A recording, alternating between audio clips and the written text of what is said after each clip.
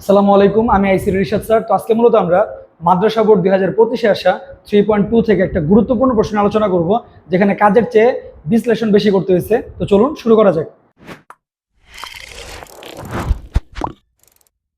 আমরা যদি খেয়াল করি, এখানে মূলত একটা উদ্দীপক দেওয়া ছিল, যে উদ্দীপকের মধ্যে বেশ কয়েকটা সার্কিট দেওয়া আছে, যেখানে তিনটা নর গেট দেওয়া আছে। এটা একটা নর গেট, এইটাও একটা নর গেট, এবং এইটাও একটা কি ছিল, নর গেট, এবং এটা কি ছিল, একটা অ্যান্ড গেট। আমরা যদি ভুল না করে, এটা অ্যান্ড গেটে দেওয়া হয়েছিল, কোনো ডিফারেন্ট কিছু ছিল না, রাইট? অ্যান্ড গেট ছিল।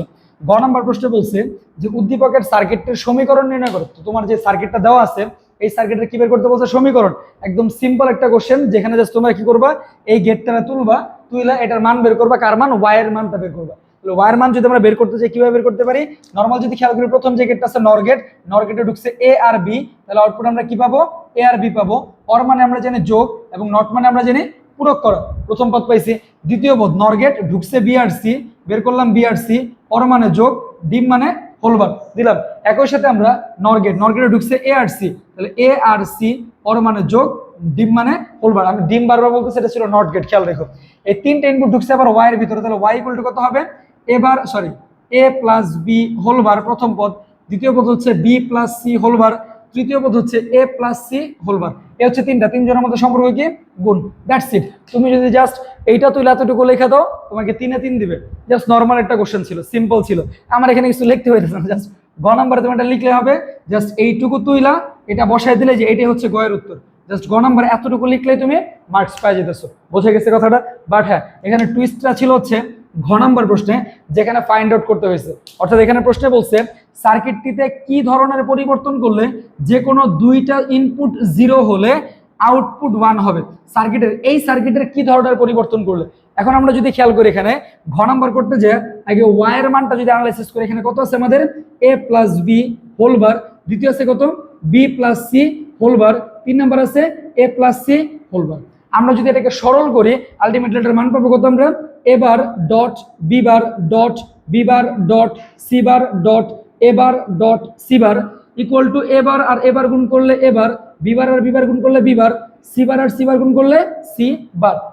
এইটা যদি খেয়াল করি, এটা হচ্ছে সরল। তুমি বলবো স্যার সরলটা কেন করলেন? কারণ আমাকে বুঝতে হবে যে এই সার্কিটের এইটার মান যেই কথা, এই ছোট একটা মান সেম কথা। এখন আমার এই বড় মান থেকে গেটের পরিবর্তন করতে অসুবিধা হবে, বাট এই ছোট মানটার পরিবর্তন করতে অসুবিধা হবে না। সেই কারণে আমরা সরল করে ছোট করে নিছি।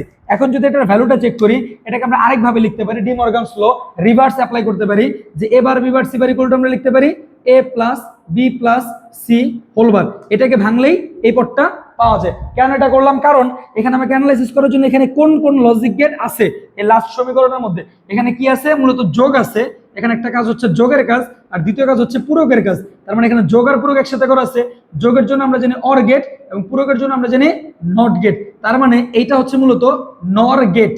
এখন নর গেটের জায়গায় কি পরিবর্তন করলে ইনপুট 0 হলে আউটপুট 1 হবে, এবং এটা বিশ্লেষণ করতে বলছে। তাহলে আমরা যদি খেয়াল করি, এখানে তো চলক আছে 3টা। আমরা যদি দেখি প্রথম বিশ্লেষণ A plus B plus C whole bar, এইটার কি পরিবর্তন করলে কি বলছে? যে কোনো দুইটা ইনপুট 0 হলে আউটপুট 1 হবে। তাহলে চলক যেহেতু 3টা, তার মানে এ বি এবং সি, এই 3 জনের সর্বোচ্চ 3টা পজিশন থাকবে, যেই পজিশনে দুইটা ইনপুট 0 থাকলে। তার মানে এ অফ এ 0 এবং বি কে যদি আমরা 0 ধরি, তাহলে যে কোনো দুইটা ইনপুট 0 হলে, তাহলে দুইটা ইনপুট 0 হলে সেই ক্ষেত্রে আমাদের অপর ইনপুটটার মান আমরা অন রাখতেছি, কারণ যে কোনো দুইটা ইনপুট অনের কথা বলছে। সেই ক্ষেত্রে আমাদের আউটপুটের ফলাফলটা কত বলছে? আমাদের এখানে 1 হবে। কি হবে? 1। সেকেন্ড, আমরা যদি দেখি এটার অন্য পরিবর্তন দেখি, অন্য পরিবর্তন মানে কি?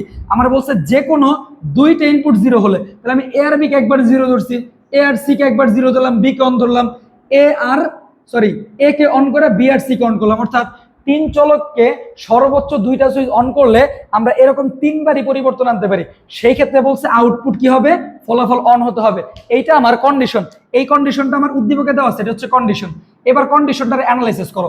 আমরা যদি বলি এ বি এবং সি, এর মান 0, বি এর মান 0, সি এর মান 1, তাহলে 0 0 আমরা যদি বসে এটার ভিতরে 0 0 0 0 0 1, তাহলে 0 আর 0 যোগ করলে 0, আর 1 যোগ করলে 1, 1 উল্টালে 0।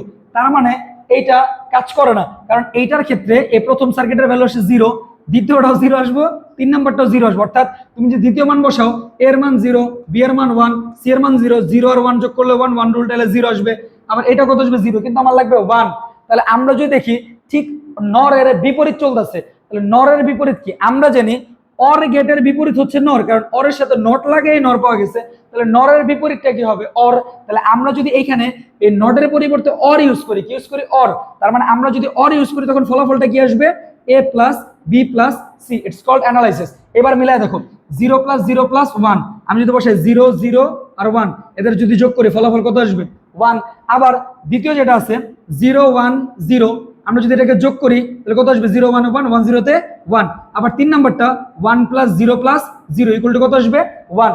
তার মানে আমরা নর গেটটাকে যদি অরে পরিবর্তন করে দেই তাহলে সেই ক্ষেত্রে আমাদের আউটপুটে কি পাইতেছি? আমরা মূলত এই কন্ডিশন অনুযায়ী যে কোনো দুইটা সুইচ অফ করলে বাতি অন হবে। এটা কোন ক্ষেত্রে আসতেছে? মূলত আমরা যদি এই যে এন্ডের জায়গায় যদি আমরা ইউজ করি অর গেট ব্যবহার করি। বোঝা গেছে কনসেপ্টটা? তাহলে সেই ক্ষেত্রে তুমি বলে দিবা যে উদ্দীপকে এই সার্কিটের পরিবর্তে যদি আমরা অর গেট ব্যবহার করি, কি ইউজ করি আমরা?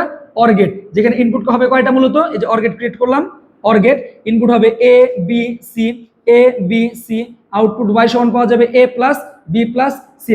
এই পরিবর্তনটা করলেই কেবলমাত্র আমার এই কন্ডিশন অনুযায়ী এটা রিচ করবে। এই হচ্ছে আমাদের মূলত 4 নম্বরের কোশ্চেন উত্তর। হ্যাঁ, এখানে অরের পরিবর্তে এখানে আরো একটা গেট ইউজ করা যায়। এটা তো আমি জাস্ট অর বলছি এই নরকে ইজিলি বোঝানোর জন্য, বাট অরের পরিবর্তে এখানে আরো একটা গেট আছে যেই গেটটাও সেম কাজ করে। গেটের যদি কেউ নাম জানো তাহলে আমাকে জানাও কমেন্ট বক্সে, যদি না জানো তাহলে জিজ্ঞেস করো, কারণ এই বছর তো এটা দিয়ে করছে, পরের বছর ডিফারেন্ট কিছু গেট দিবে, ডিফারেন্ট কিছু কোশ্চেন করবে। তো সবাই ভালো থাকো, আমাদের পরবর্তী ভিডিওগুলো দেখার জন্য চ্যানেলটাকে লাইক দিয়ে সাবস্ক্রাইব করে পাশে থাকো। আল্লাহ হাফেজ।